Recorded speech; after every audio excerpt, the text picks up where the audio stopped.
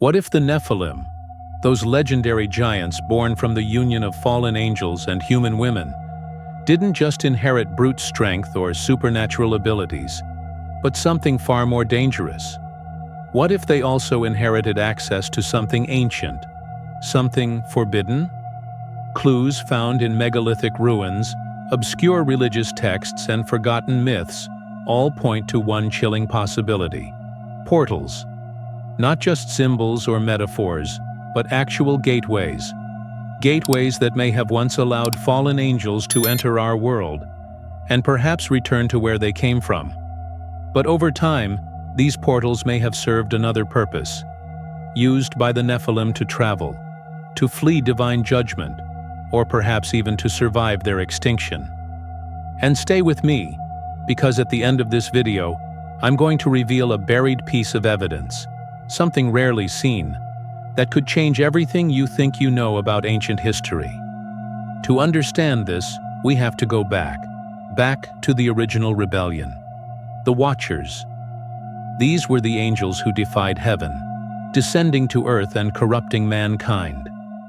According to ancient accounts, they were bound deep beneath the earth for their crimes. But what if that's only part of the story? What if they weren't imprisoned so much as relocated all over the world, from the arid deserts of the Middle East to the icy wastelands of Antarctica? Legends speak of sealed gates, gateways never meant for humans. Gateways designed for entities that once walked the earth in defiance of the Most High. Many of these sites are located near ancient megalithic structures, places like Baalbek in Lebanon or the mysterious Gate of the Gods in Peru. Sites so ancient and complex, modern archaeology still struggles to explain how they were built. According to suppressed texts, these weren't simply temples or monuments, they were portals, used by the Nephilim to move between realms. They weren't just giants in physical form, they were spiritual hybrids. And the gateways? They may have been the bridges between our world and something darker. And it gets even stranger. In recent years, covert military operations have reportedly uncovered active portals, some buried under the sands of Iraq, others hidden deep in the jungles of South America. Leaked accounts claim that these modern forces weren't alone. Some describe encounters with beings, either guarding the gates or emerging from them. Now, let me take you into one of the most chilling incidents ever whispered about. A classified event involving an elite military team that allegedly vanished during a mission near an ancient site close to Mount Hermon. Locals had reported terrifying phenomena: intense flashes of light, and an eerie grinding sound like metal scraping stone, despite no machinery being present for miles. The team, outfitted with infrared and night vision, reached the site and discovered a massive circular structure partially buried beneath the sand. In the center stood a ring of carved stone, covered in unfamiliar symbols that matched no known ancient language. As they moved in, communications began to fail. Radios cut out. Then came the pulse. A low-frequency hum filled the air. Dust rose from the ground. One soldier reached out and touched the stone ring, and instantly vanished. No flash, no sound, just gone. Panic followed, and then a shimmering vortex appeared in the center of the gate, like water rippling in the air. 3 more soldiers were pulled in before their screams were cut short. None of them were ever recovered. Officially, it never happened. The site was cordoned off by private contractors, sealed under the excuse of unstable terrain. But inside sources say this wasn't just a disappearance, it was a breach. A reactivation of something ancient, something forbidden. And the deeper you dig, the more you realize, this isn't just archaeology. This is spiritual warfare disguised as science. After the incident, fragments of a redacted intelligence report made their way online. Most of it was blacked out, but one phrase remained: dimensional breach. Subject tied to ancient Watcher texts. That's not scientific language. That's biblical.